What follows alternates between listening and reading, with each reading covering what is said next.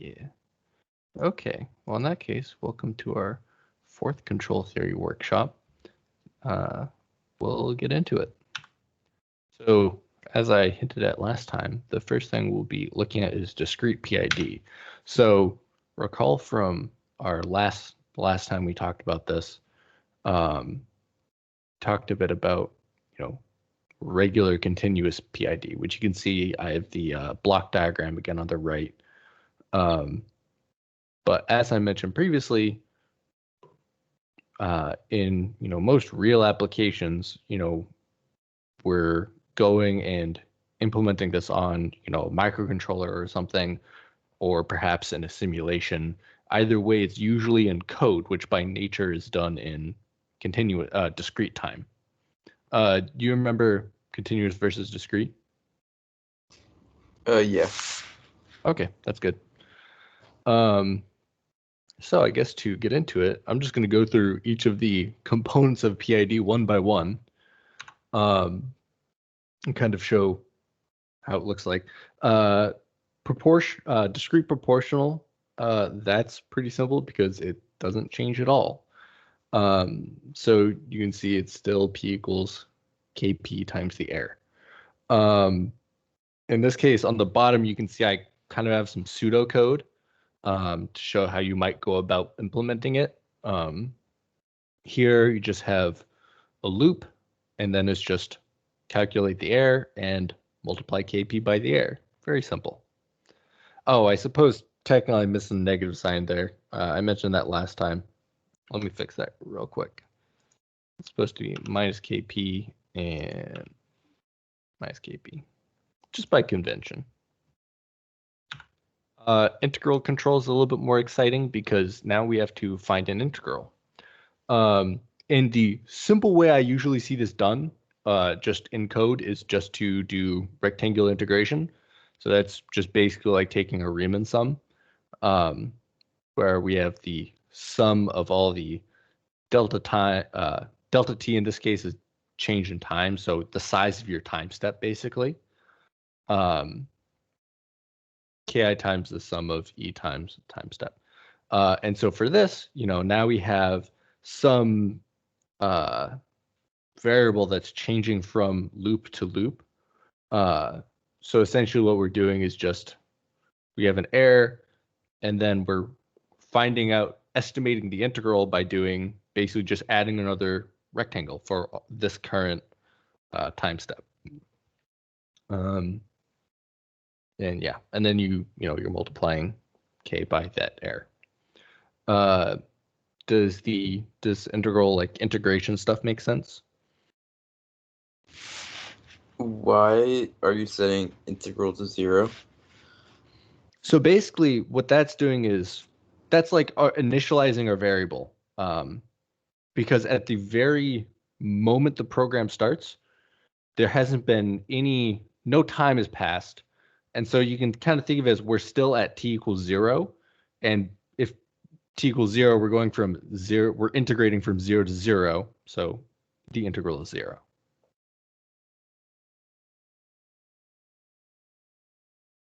Okay. Yeah. Okay. Well, continuing on. Wait. Oh, you yes. don't really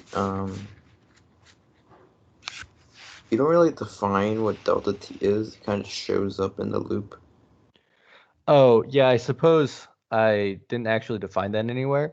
That delta t in this case is a constant that depends on, it's basically your time step. Yeah, step size. Okay. And so, it might be, I suppose I shouldn't say a constant because it doesn't necessarily have to be a constant. We might be in a situation where we have a microcontroller. What you can do on that is, have you ever worked with Arduino before? I have not. Okay. In Arduino, there's a function called millis that basically just, when you call it, it gives you the milliseconds since you powered on the Arduino. And what you could do then is basically just calculate the time you finished the last loop versus the time it is right now. And then the time between those is your change in time, your delta t. Or, we might be doing this in a simulation where we're simulating a fix every 5 milliseconds or something. Does that make sense? Yep. Okay. So, and onto the most exciting one, the derivative, discrete derivative. This is basically just done through a linear approximation. So essentially, we're taking the previous endpoint and the current endpoint, we're drawing a line between them, and then we're finding the slope. So you can see we have here just the equation, the difference between the current error and the error at the previous time step, divided by the time step. Since the time step itself is already your change in x, we just need that change in y. And so a few more lines here in that now we also need to track the current error and the previous error. But that's pretty simple, just after you do your calculations, you just set previous error. So does this make sense? Yeah. Cool. And that's kind of it for discrete PID. We'll get a chance to try some of that in a bit. But onto problem dimensions. So one, I guess some kind of vocab I want to introduce is CISO versus MIMO systems. The simplest type of control system is a single input, single output system. That's CISO, where you have both X and U as scalars. And more complicated systems would be referred to as a MIMO, multiple input, multiple output, where they're both vectors. I think technically you can get into MISO. I think that's a thing. So me. These words, this isn't a hugely important terminology, but I figured it's useful.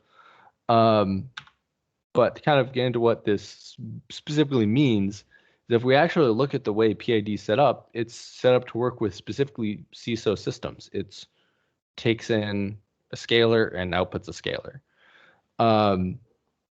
And one thing I wanted to go into is, what if you wanted to use PID on a MIMO system?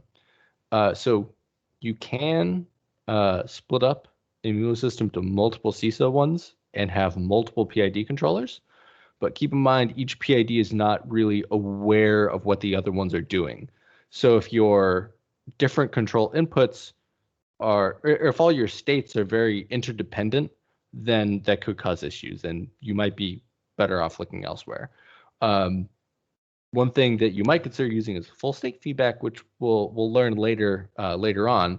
But the important thing to know for now is that full state feedback is multiple input, multiple output. Full state in the sense that it looks at your entire state when deciding what the control input is. Yeah. But now we get on to the fun part where I make you do work. So to start off, I wanted to do a problem with a car on Saturn, I guess. So for this, if you want to go ahead and just open up MATLAB so that can get opening. Problem here is we have a car at rest that has to accelerate to maintain a constant speed of 18 meters per second through Saturn. Don't think too hard about what it's driving on. I only picked Saturn because I want to have a really high density.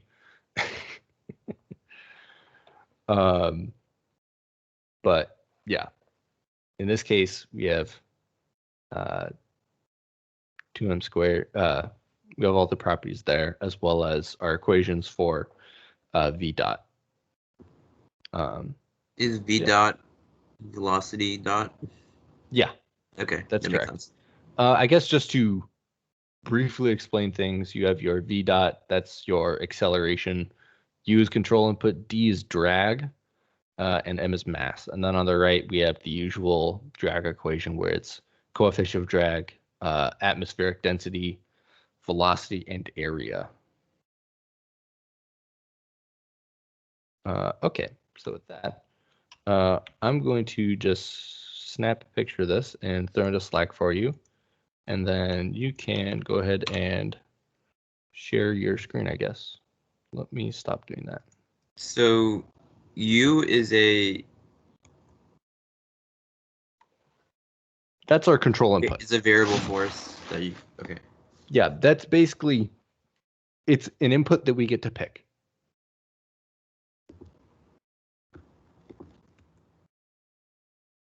Okay. Let's see. And we wanted to accelerate.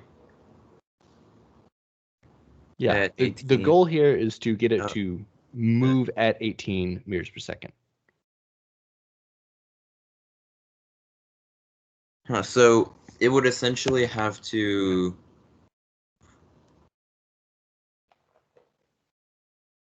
Get some water real quick. Oh, I see. Okay, so just real quick, just from looking at this, what's our state space? The velocity, and position. So keep in mind here, we don't actually care about position in this case. There's nothing in the problem that talks about it. So we only really need velocity. Okay. Think of this as like cruise control on Saturn. Oh, it is just cruise control. Okay. I see. The Cruise control with a very aggressive amount of drag.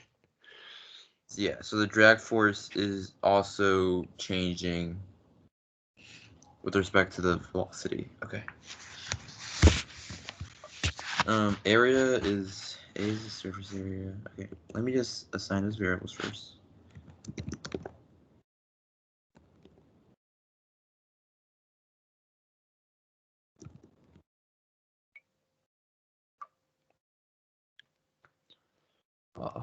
My company gave me this cool cup. I'm very happy with it. Your stuff is always the best. The place I worked at last year didn't give me any free stuff. Or they gave me one free thing, but I didn't get any like swag or anything. We had to make our own intern T-shirt. Awful. Didn't give you anything better this year. I got one thing from them, and it was a like phone dashboard mount, which I mean I suppose is useful because I use it a lot whenever I'm driving. But I could have just bought that myself.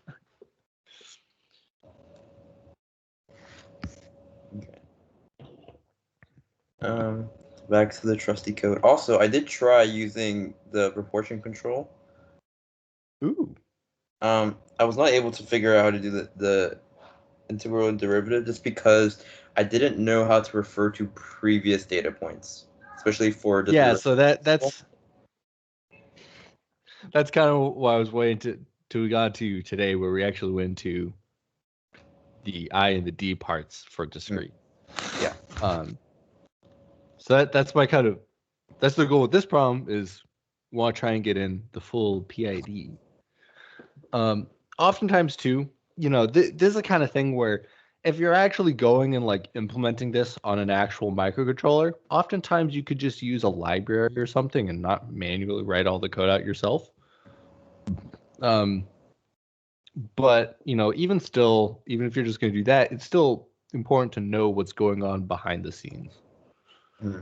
And to know like how each of the what all those coefficients are doing.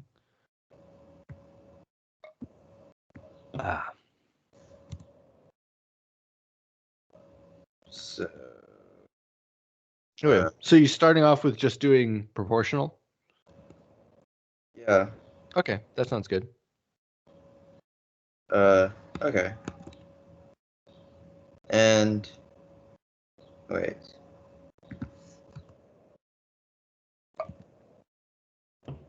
Something for now. You might, because we're doing full PID, you'll probably want to specify KP. Right. So U equals I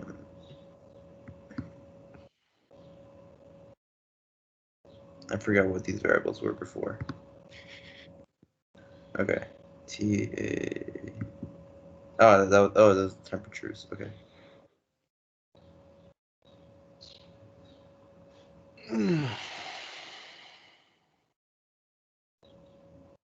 So we want the velocity. Velocity final equals 18. Yeah. So in this case, that's our set point. Don't forget your semicolons.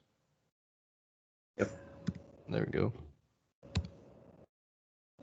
So next thing to do would be to find the error, which you'll probably want to do as its own variable since we're using it in multiple different things, which I guess you already have the error right there in your U.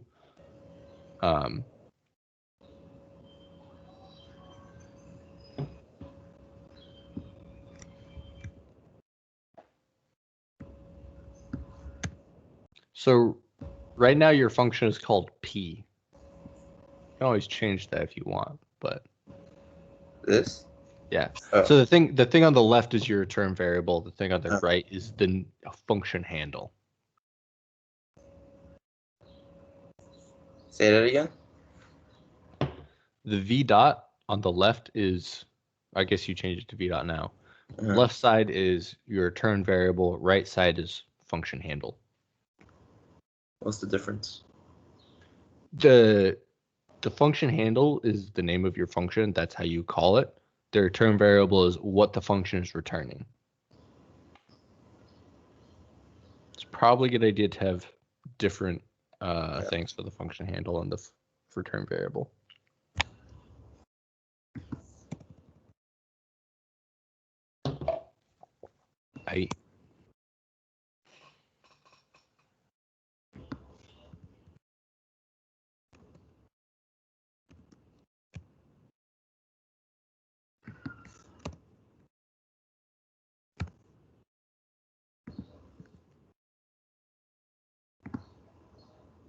Oh wait, I need to put in I need to change this. It's U minus D. So this.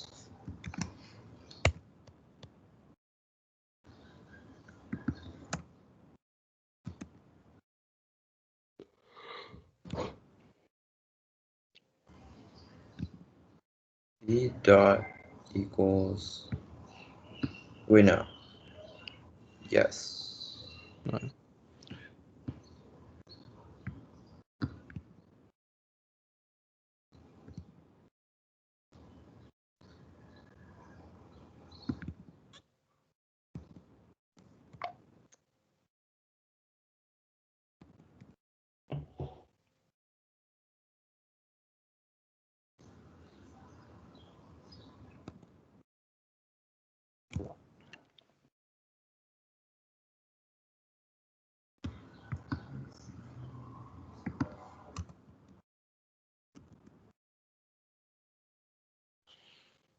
So another thing for this time, because we're doing proportion the full PID.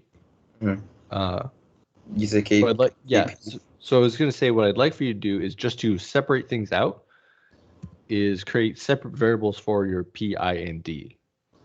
So that might be, are you talking about these K values? Yeah. So what I'm saying is, in the end, you want to have your U equals like P input plus I input plus D input, or wherever you want to call those variables. Oh. And then you calculate those separately. So it's not all one huge line. I see. Okay. Let's do this. Big capital B equals.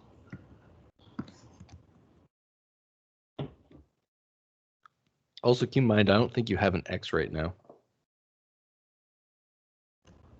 What? You have VF minus X, but it's supposed to be V, I think. It is. So your function takes T and V. There you go. Okay. Rho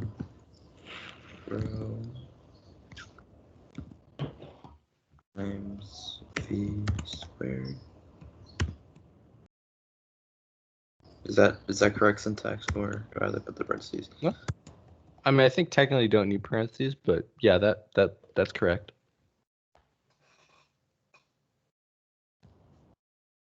Okay. Cool.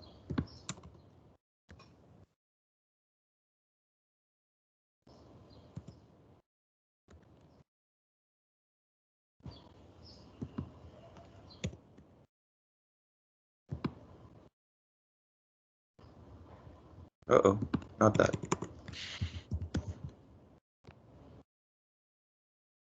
Okay, that's not right.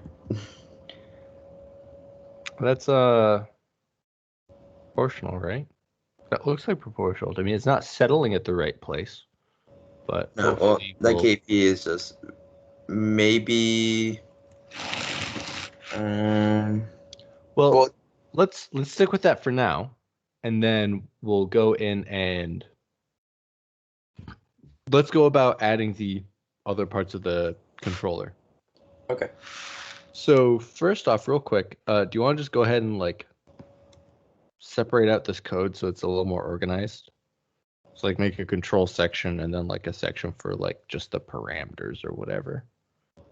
Like this. Yeah. Okay. Do you want to go ahead and add some comments too, just so it's good practice? What is it? Is it hashtag? No. That you're thinking of Python. In MATLAB is the % for some reason. Ah. Ah.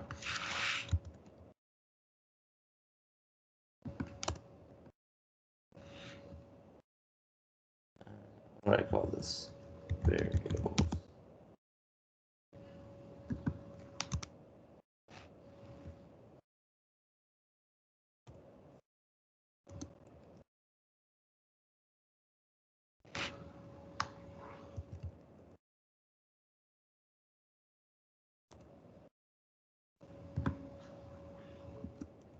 This is the.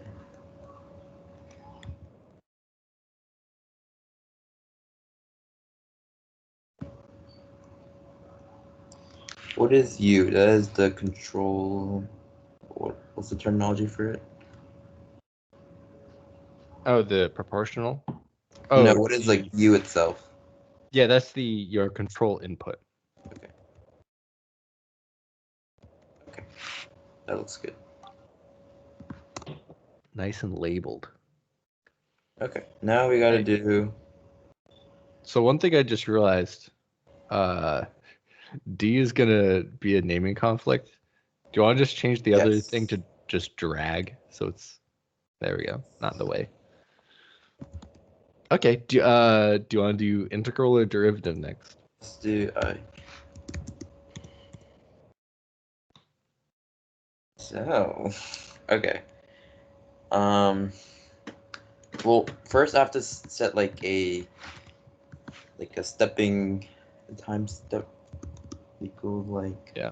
If you want, I can also send you the slide for it, just so you have it to reference. That'd be good. Do that real quick.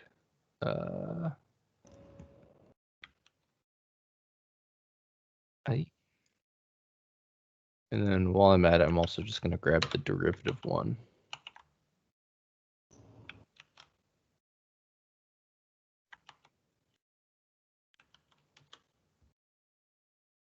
There we go. Okay. So.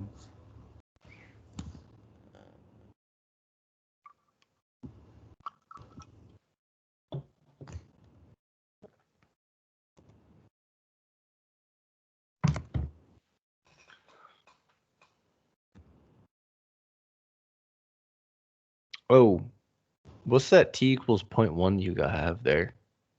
That's like my step size. All right, so this is actually one thing that's good to go over. Your OD45 doesn't necessarily keep the exact same time step.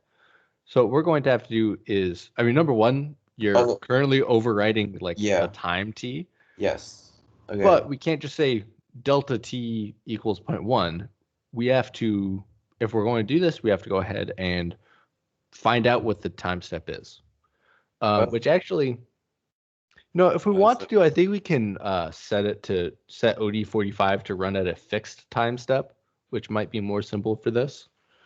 But the fancy way to do it would be to just do current time step minus past time step. But that's a little more difficult. It's hard to do in OD45. Wait, are their time steps constant?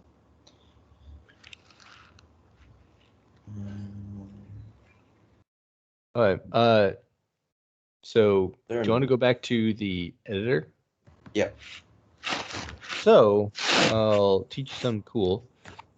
See where you have the 0 to 100? Mm-hmm. Try changing that to a linearly spaced vector so that it's 0 colon, I don't know, something like 0.1 colon 100.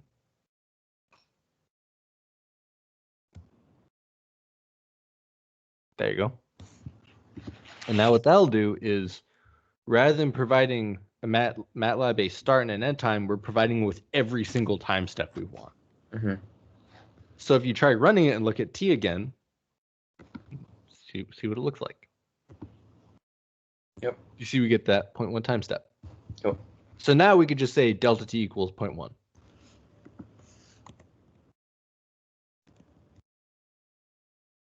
Yeah, this is handy for situations like this where a fixed time step is convenient. It's usually more accurate to not do that, but it's fine for us. All right. So one thing real quick, the I, so you're setting I to 0. Keep in mind that the integral term that I have set to 0 is set. No, I just set this to a number because like it was giving me errors when I was running it. Okay, never mind then. You know what you're doing.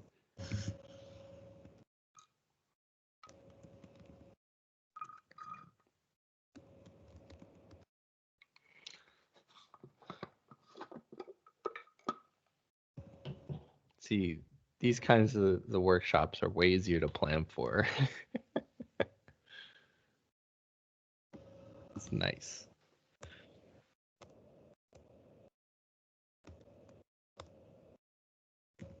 Yeah, it's definitely a good idea to make those their own section. That way it's easy, because later on we're going to want to come back and tune those a bit to see how it affects the function. Yeah. Let's see what that does. Oh, it got there faster, but not to where we want, and still. Okay. Okay. Interesting. I think you didn't. I don't think you did integral right. No. So you didn't. So what this is doing is, now this is proportional error but smaller, which is what you did, because you just have ki times error times delta t. Right. You got to have the like integral term in there. Okay, wait. I have to find a specific error term for every like time. Yeah, so we need to find the integral of the error. Okay. Which in this case, the way to do it for now is to just do rectangular integration. Okay. If we wanted to get fancy, we could do trapezoidal, but I don't care about that right now. Okay.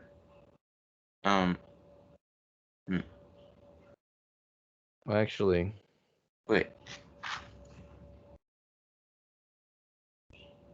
No, this looks good. Right? Wait, no. Hold on. what happened to my webcam? Did it unplug? Whack. Wait. Okay, I actually gotta check something now because I'm realizing this might be a pain with OD45.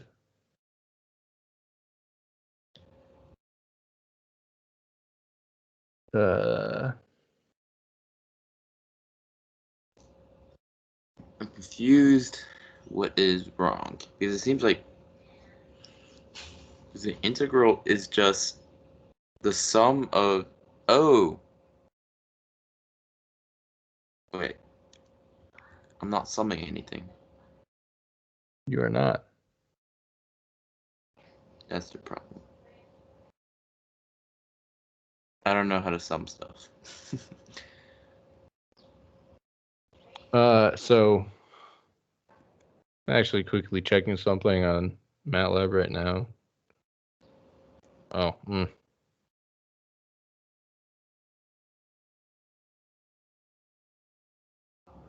Oh, we can make this an array and then find the sum of all the cells in the array.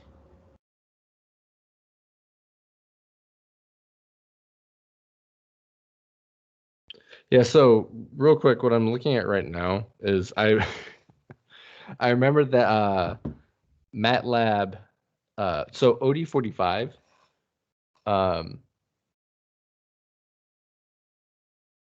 because of the way it works, it doesn't have a way of referencing the previous time step or carrying variables between time steps, which is kind of a problem for what we're doing right here.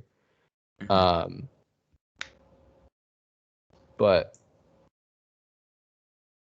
you know what, actually, because we're doing maybe it makes sense just to switch to RK4. That might be a good idea. Do you have the RK4 code?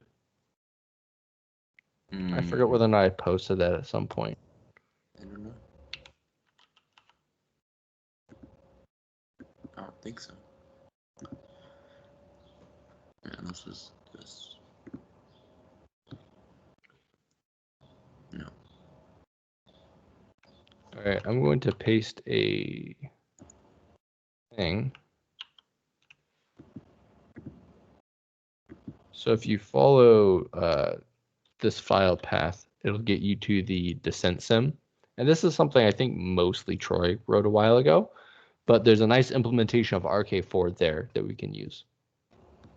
Okay, I will look for it now. And the nice thing with RK4 is it's, code that is like, our code, we can edit it, but more importantly, we're able to like reference variables, which I think for right now, I might just, it might be better just to be a little bit lazy and just do,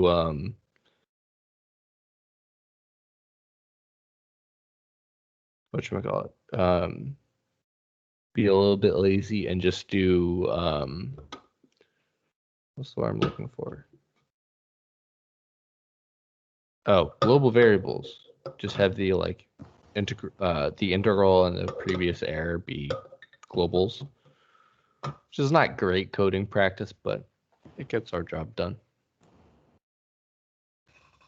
So, which file am I opening up? RK4. Not the PDF, the MATLAB file. Yeah.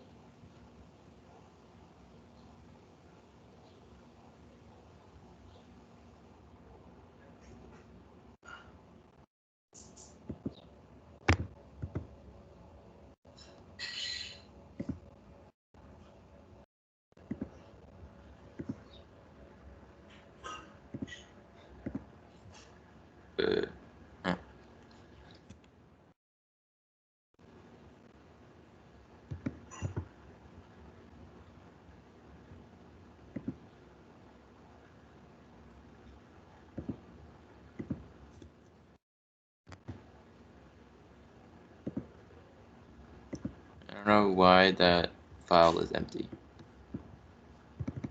RK4. Let me check it on my end. That's odd. It's not empty for me. It is weird. Is this it though? There we go. It's from Yeah, the so PDF. I just copy and pasted. yeah, so this right here, this is one step of RK4. So this has to be run in a loop. Right. This is. Yeah. So. Let's see.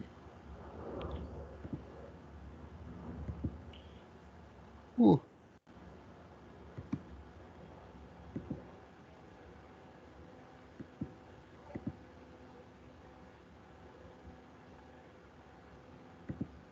Okay. I don't think we really need params or env. So do you want to just delete those? Or actually, is this? Why don't we copy this over and just make a copy of it in our script, so we don't like mess with any of this code. And then I'll just throw it in there. So now we can go ahead and just remove params and env. What is this, anyways? So those, I don't quite know what env is. Params, I think, is so you can call extra parameters for your function other than just t and x. But Okay. So do I remove those here as well? yeah. Oh, actually, yeah. So one thing really quick is if you see how the function's being called, it's only being called with x now. So just to keep it consistent, Bring it to V. this is proving to be much more of a pain than I thought it would be.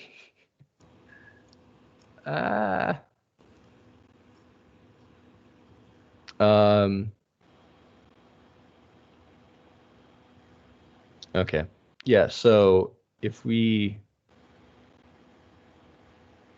what can I call it? Yeah, delete those params and env up top. I'm trying to figure out how we get time. What's H? H is your step size. Okay. And what is K? Those are basically constants, pretty much. Those are for, think of those as points along a line that we're testing, and we're testing the derivative at each one of those points. And then we're using that to get a more accurate estimate of the derivative over that section, as opposed to just taking the derivative at the start and at the end. Is this like similar to like Taylor expansion? It's similar, yes. Okay. I know when I took intro to controls, we did like some Taylor expansion stuff and then RK4 like right after it. So okay. Okay. I'm annoyed. I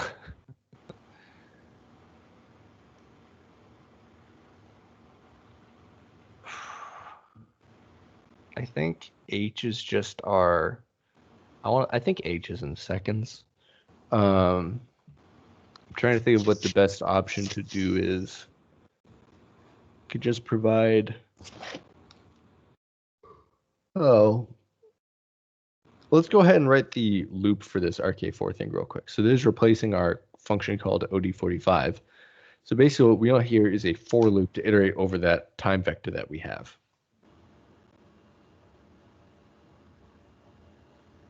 Do that. So have you ever written a for loop before? I have. I think it's. I forgot. It's like somehow you have to like create this like vector, like some index vector where you said like, oh, for all I values from like blah blah blah to blah blah blah. So in MATLAB we do for. In this case, we're iterating over time. So we do for. So I do this up by your OD45 code rather than down here by the functions. Okay.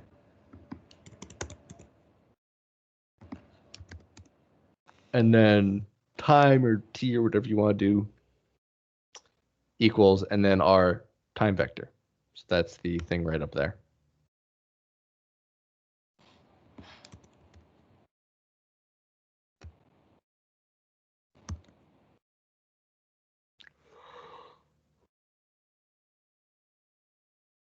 You don't actually need a semicolon. Okay. Now I can enter and then enter again and then end. And? And then now anything between those two is part of the loop. Okay. Oh, so what is the point of doing this? So the point of doing this is that RK4 function we have, that executes one step of RK4. We have to execute that at every time point.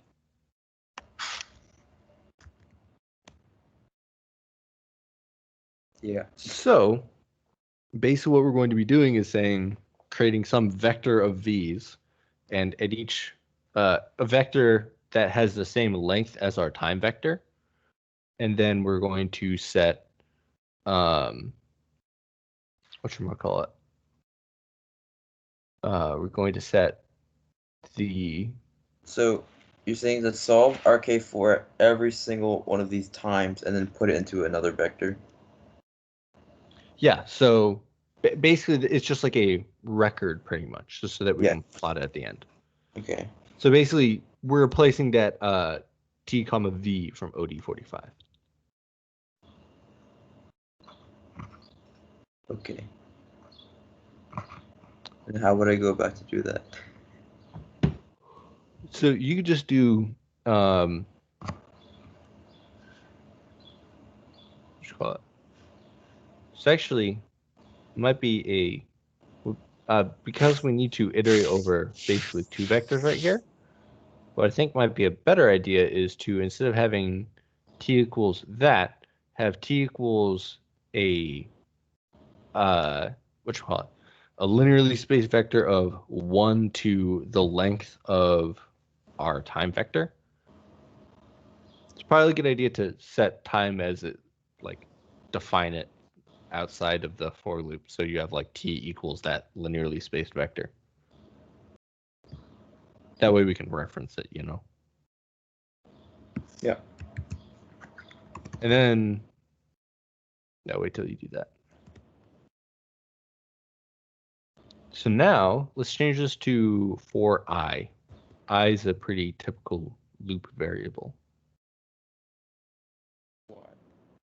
And basically what we want to do here is iterate over every index in T. And so we're going to do 1 colon and then the length of T.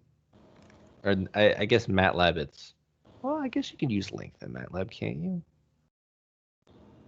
Yes. Yeah.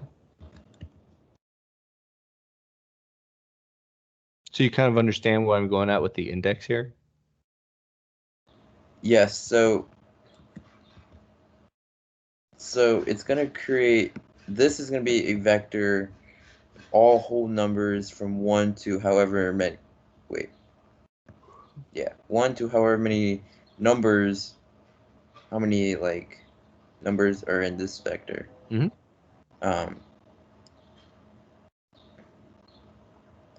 And now if we ever want to reference the current time, we could do T of I. But more importantly right now, we want to reference the velocity. So we'd want to do V of I, and that's the velocity that corresponds to the current time step. Right. Why? I'm trying to understand why. Why we're doing it this way? So what is the end goal of this for loop? Like what type of, like what information do we want in this output vector? So you see how we have, basically what we're trying to do right now is replace OD45. Okay. Because OD45, because sometimes what it does is it'll, backtrack a little bit and redo its work to get it more accurate. Because that's how it's set up, it doesn't allow you to reference past iterations, which we need to do to calculate our carry over our integral and derivative terms. Yeah. Because OD45 also does not play nicely with global variables. Okay. So yeah. Do you want to just comment out that OD45 line? You mean delete it? Oh, yeah, whatever.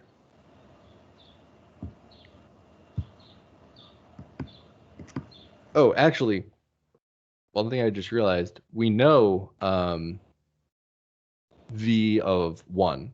So in this case, we should be doing I equals 2 to the length whatever, and then v of 1 is just v naught.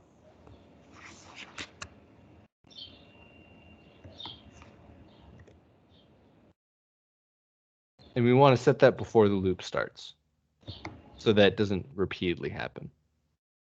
You mean like here? Yeah.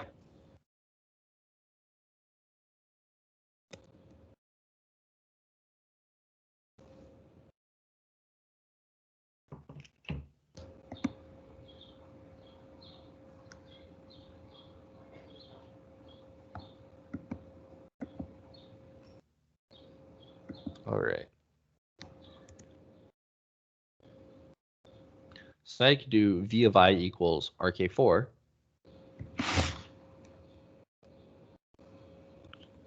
And then rk4, and then your arguments would be, just like OD5, it would be the system. It's a system function. What? So now we need to put in the arguments for rk4 to call it. I don't really understand.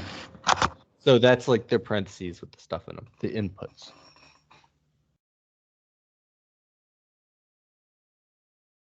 Oh, like this? Yeah. Yeah. Do I gotta add it? Mm-hmm. What's next? X. X, I believe that's the current X. So that would be basically your X of I minus 1, the current step. So you need to do the specific X that we're talking about, which I guess in this case, it's V, not X, you know? Does it have to be V then? Yeah, so it'd be V of I minus 1. V of I minus 1.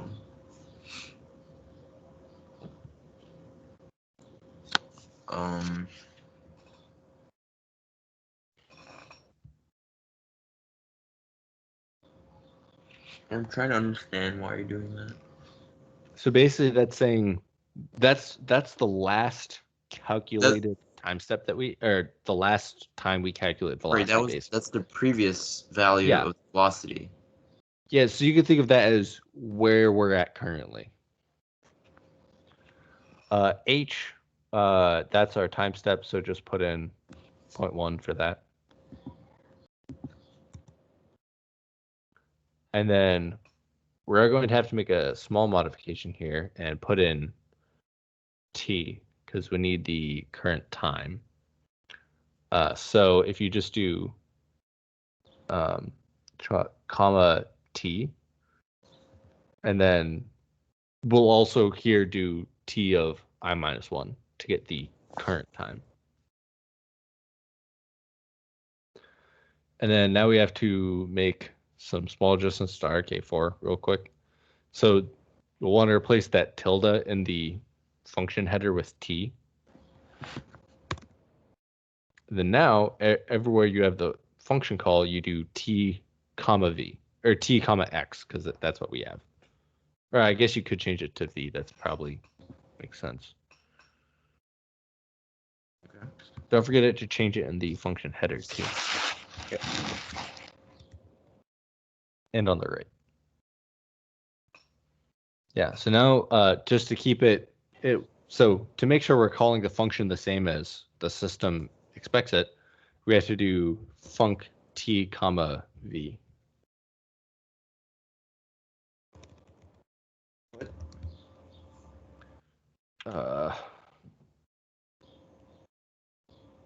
This arcade. Give me a moment. But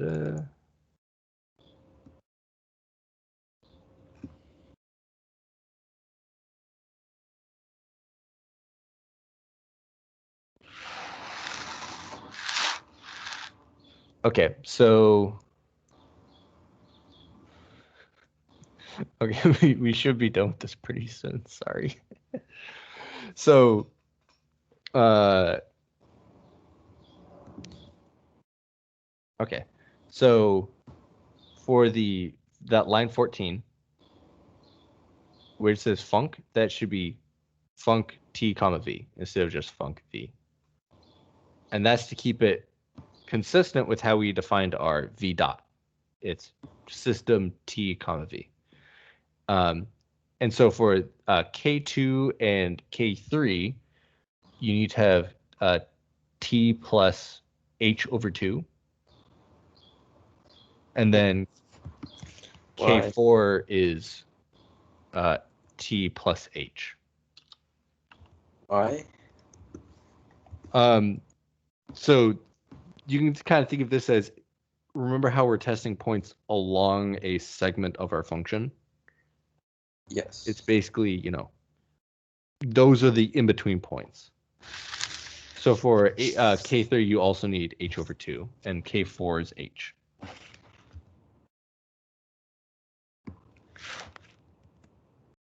All right. I think we're actually set on that now. Try running it. See if it dies. Valid use of operator. Oh, you don't need to @ there. Okay. Oh, actually, so for that just needs to be func. Unless you want to change func to system. Either way, Oh, prefer. Funk. Oh, what now?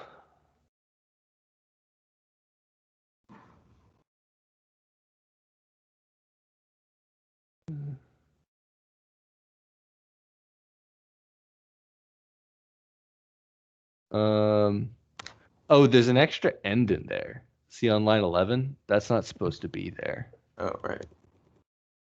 There we go. Now you can see it looks exactly the same as before, except for now we're using RK4. Okay. So was any of this used? So that's still getting used because we're using those system dynamics. Basically what we did is we replaced the OD45 numerical integrator. This is the ODE45. Yeah, so RK4 isn't OD45, but it does the same thing. But it works in a different way. RK4 is more simple. Basically, the idea here is we're using RK4 because some of the fancy smart features of OD45 are messing with what we're trying to do, basically. Oh, okay. So is RK4 essentially just like trying its best to plot the function step by step using the derivatives? Yeah, so Which I'm is not going to kind go of into what RK4 in a did. ton of detail right here because we did go over it in like the very first workshop. So I definitely recommend going back and reviewing that a little. But basically the idea is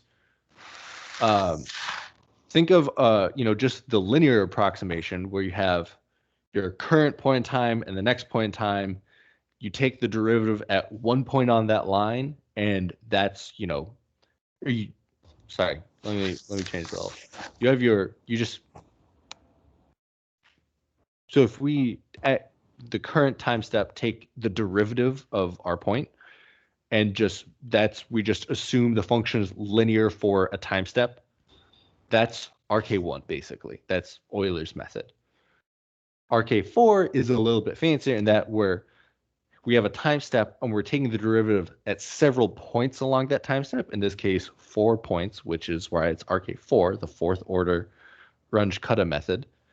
And then it's kind of, this is what it's doing with all those weird mixing of like K values and all those constants. It's basically, it's taking a weighted average of the derivative over a line. Oh, okay. So it's more accurate than just taking the derivative once, basically. Okay, that makes sense. Okay, now we can get to the integral controller. Wait, so was this right? No. Recall you need to have the integral term, which this is why we did all this nonsense, because the integral term has to be remembered from time step to time step. And so just to save time, what I'd like you to do is just create the integral term as a global variable. Do you know how to do that? Is that it? So that's the I term, which is our I input, not our I global variable. So no, you don't need a global there. So to do this, we're going to start off going back up to the top of the script, because we have to define the global outside of the function scope. So just do global integral or something. And then you could just hit enter and then just do integral equals 0 to initialize it.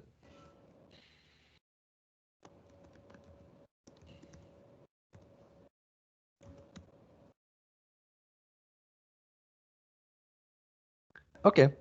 Now, if inside of our function, we can then write out global integral again, and that gives us access to that variable within the file, or within the function, my bad.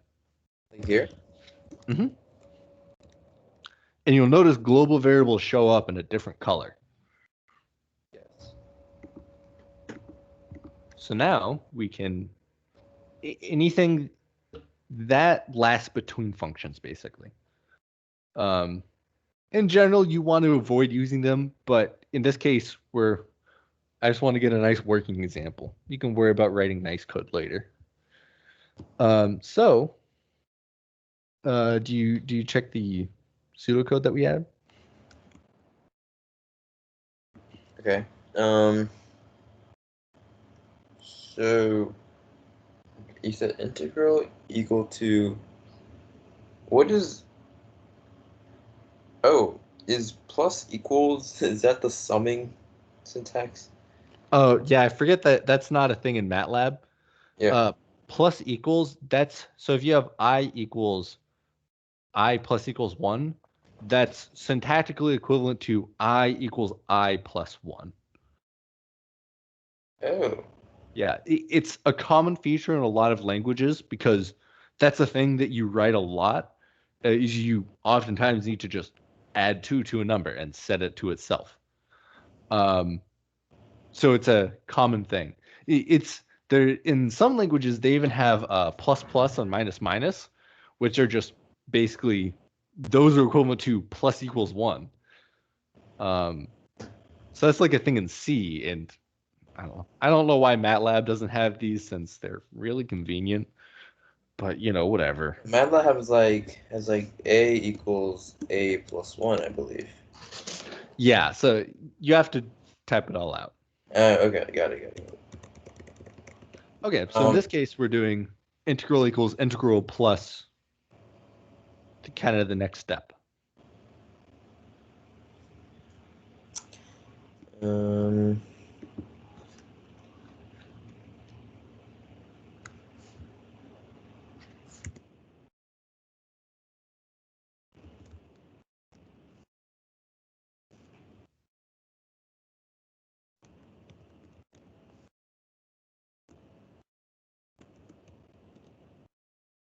Oh wait, I just realized can you scroll up a little?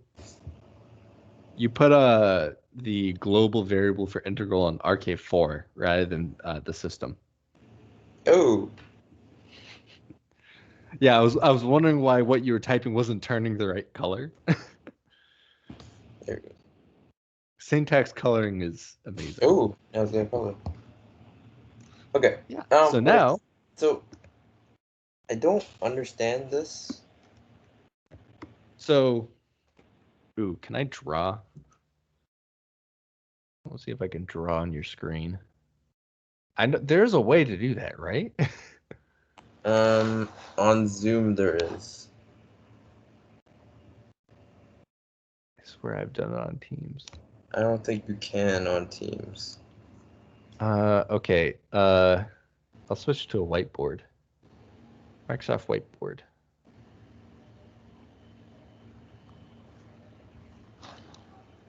Did that work? Whiteboard. Okay, can you see this? Guess It's it's loading, loading. but should be able to. All right. Go faster, Microsoft. Okay, so we have our E of t. This is our air function. Yeah. And it's slowly getting smaller. It's actually, I'm gonna erase this a little bit. Oh, God damn it.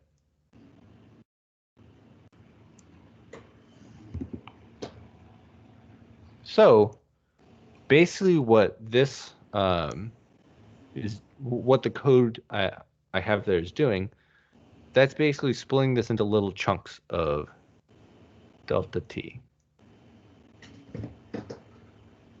Which, do you remember doing Riemann sums? Yeah, I understand how like Riemann sums work. I'm just trying to figure out what the code is doing. So basically, draw a couple more of these. At every spot, so let's say this right here, this is RT. This is where we're at right now. We take the current value of the air function. So that's... And then multiply by the step size. That's E of Ti, our current time step. And we have Ti. And then, that whole thing is delta T. Okay. So basically we're creating a new rectangle. And if we just put that over here, we have a rectangle. Its width is delta T. And its height is E of Ti, the current time step. And we're basically finding the area of this rectangle. Right. And as we know, the integral is the area under the curve. And we're basically adding that to our running total. So you can kind of think of this has already been accounted for in... Oh, so the way you're summing it up is that like for every error value, you're just adding it to the integral variable. Yes. So every time a time step happens, we're creating a new rectangle. I see what's happening. Yeah. So at the very start, we don't have any rectangles. That's why it's integral, 0. That's why it was set to 0 initially. Yeah. And then first time step, we had that first rectangle. It's E of t times delta t. Next time step, on and on and on. Okay. Make sense? Yeah, that makes sense. Okay, I will... How do I close the whiteboard? Are you able to just... No, you have to do it. You have to like press stop sharing or something. I did this yesterday. What the hell? I don't see any option to just stop. It should be towards the top right. Oh. There you go. Okay. I figured it out somehow. Okay.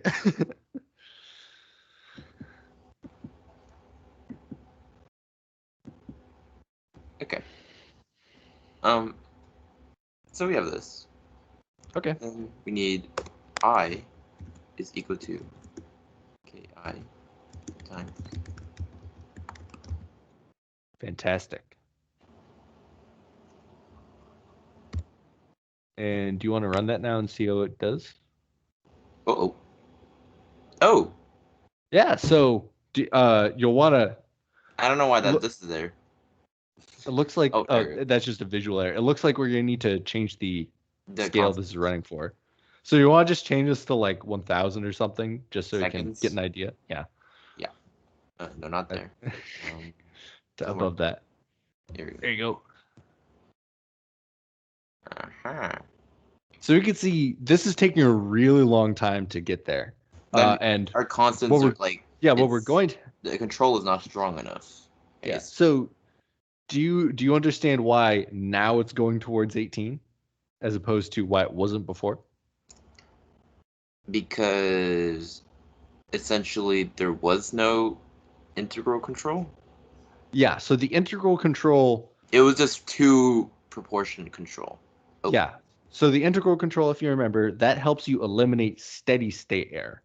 So basically the proportional control, it was just getting to a point where your D equals your U and it just, kind of canceled out. Plateaus out somewhere. Yeah. Once it feels like. But basically what's happening now is it's getting to that equilibrium point. And then the integral control, as time goes on, is seeing we're still not at the set point, so we should increase the control. Got it. It compares...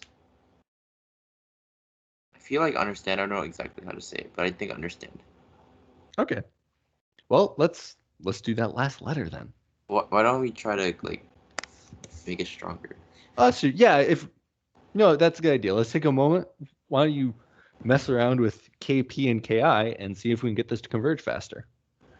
Okay. Yeah, so I think typically you'd probably want you to be multiplying something. So you can see it's getting there. And notice this is why, there's not just one set of constants that we just always use. It depends a lot on what your system is. Mm-hmm. And what kind of values you expect U to take on. So if we had, some other constant or U is in some part of some other equation, the magnitudes that we expect from U might be different. Yep. As you can tell, it's very hard to drive this car on Saturn. So why don't I see some sort of oscillation? So... Is it too small for me to see? So have you done pendulums and it's simple harmonic motion. That's the word for it. Yeah. So do you remember damping? Mm-hmm. So you have different types of systems where you have underdamped and overdamped systems. Yep. This is more of an overdamped system because basically what's happening is we're asymptotically approaching our goal. We're not overshooting it. So it doesn't even go past the full cycle of oscillation. It just kind of yeah. I know what you mean. And so this is the nice thing about PID is we can customize PID to get the behavior we want. So something like this might be more desirable when we want to have a much more measured and even control system where we want to get to and approach the control point very precisely. But if we instead value doing it fast, we might change the values so that we tune it so that it goes there quickly and it will overshoot, but we might not care about that. And we can then go in and think, is it overshooting too much? We can adjust the values a bit, Okay. So do you want to see if you can certain controls constants, you could potentially get an underdamped system? Yeah. Which, that's basically what I have right now. Do you want to try bumping up? No, ours is overdamped. Overdamped? Oh, did you say underdamped? Yeah, underdamped. Okay. Okay. Would that mean you would need significantly higher? So, if we just look at KP, higher KP means a more aggressive proportional control input. Okay. So that would lead to less damping pretty much. So do you want to try that? See if we can get it to...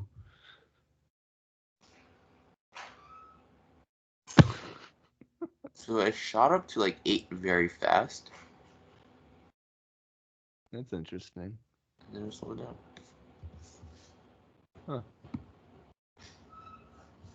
Oh. Interesting. I've got no clue what's going on. Okay, let's lower the numbers. Let's put them both down.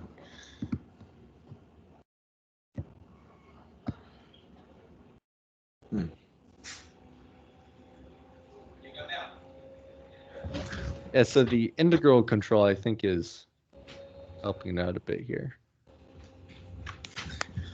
Okay.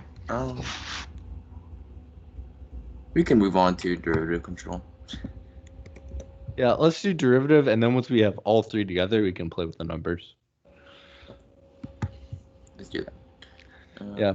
Another thing too, typically, it tends to be a good practice to have your control input scaled so that your constants can be relatively small numbers, like 0 through 5 or something, just for being more human readable, I guess. But that's more of a like human readable thing. Mathematically, if you want your control input to be like gigantic, then you can.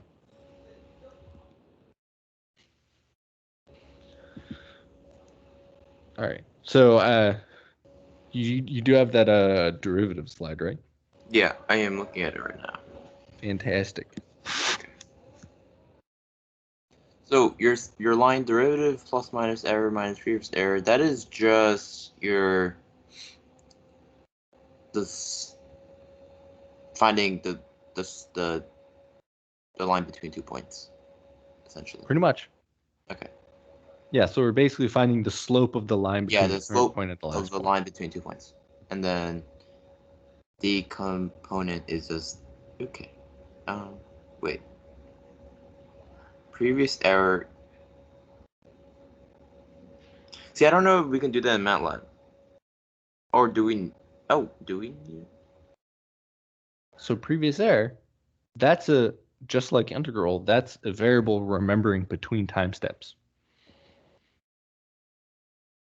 We didn't use that, did we?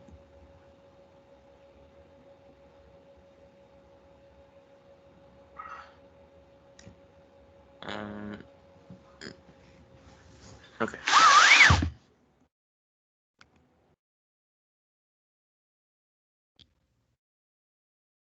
Wait, do we need to create a global variable for this as well? So we can. So the derivative itself, we don't need as a derivative variable, but what we do need is the previous error. Okay. Yeah, that's the thing. Don't know how to implement. So just like integral, for right now, we'll just use a a global variable. So if you want to go back up to the top and create a separate previous error something.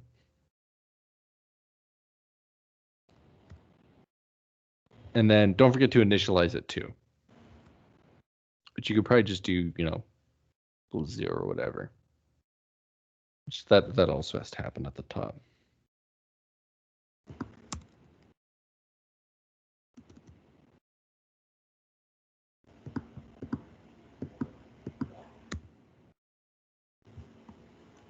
Okay.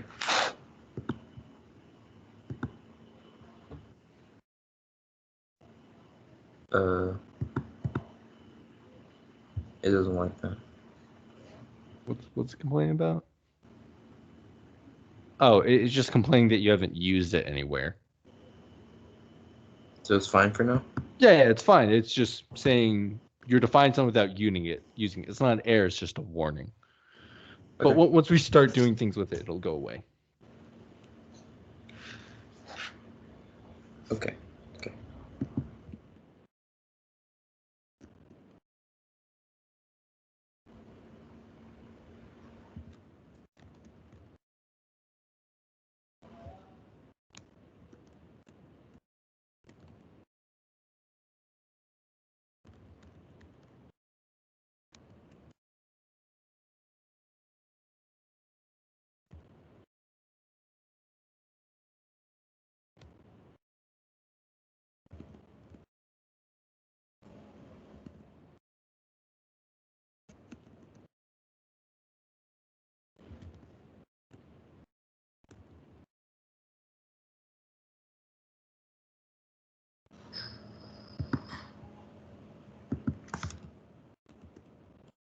That look good?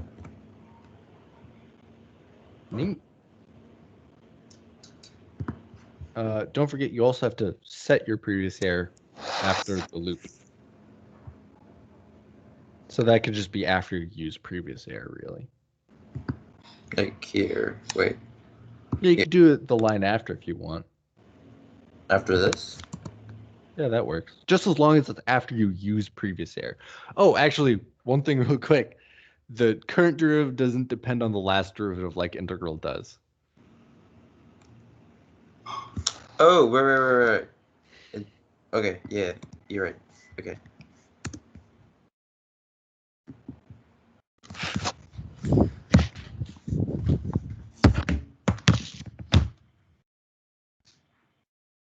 Second. You can tell me my thoughts.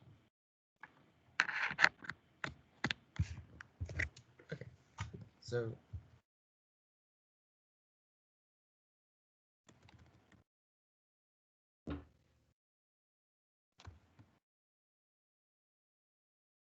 Okay.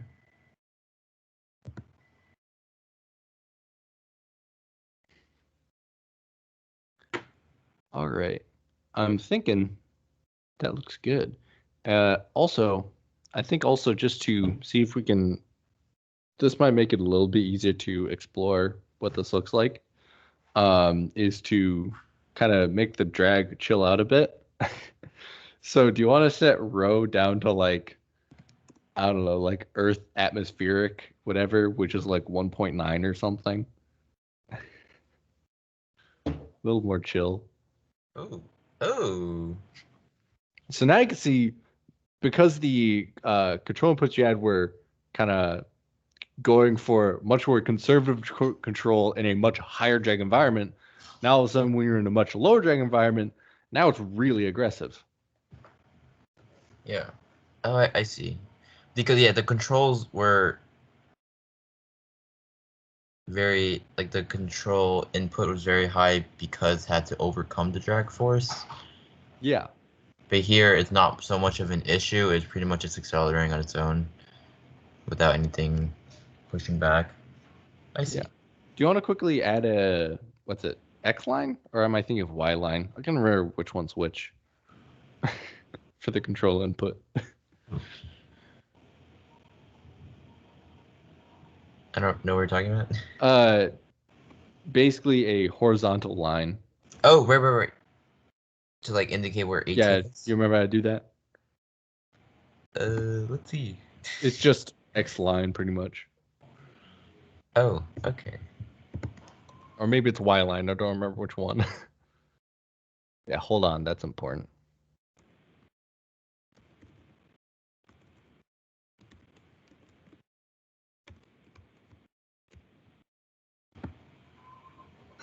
Ooh.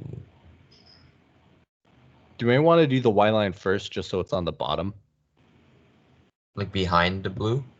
Yeah, because if you do, yeah, if you put it there, then plot will show up first. Or sorry, it will show up on top, I should say. Not Do you want to really. make it a dotted line too, so it's just a little easier to see? Do you know how to do that? It's like that. It's got to be in quotation marks. Oh. Is it two of them? Yep, I think so. Ah. Ta-da! Okay. Why don't we lower this like a little bit? Yeah, so now we pretty much got the problem done. So I'd encourage you just to explore a bit and see what changing KP, KP, KI, and KD do. How they affect your response and whatnot.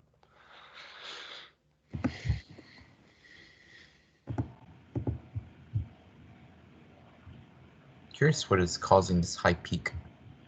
Maybe this. I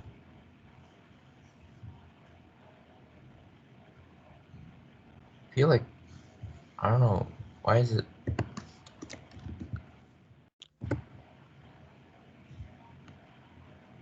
Is that peak any lower?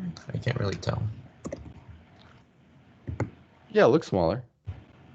Ah. So one thing, the integral control, when the integral control is higher, that can also, do a similar thing to KP where it causes it to be much more aggressive and overshoot.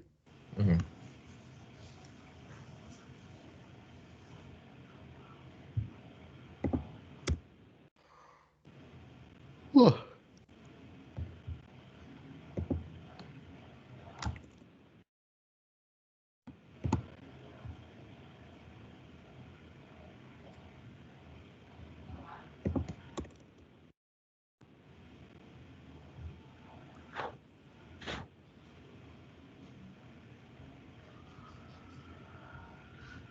So let's say you had these parameters that you would want it to be within plus minus 1 meters per second within 100 seconds. Like, is there a way to get a program so that it would find those constants for you?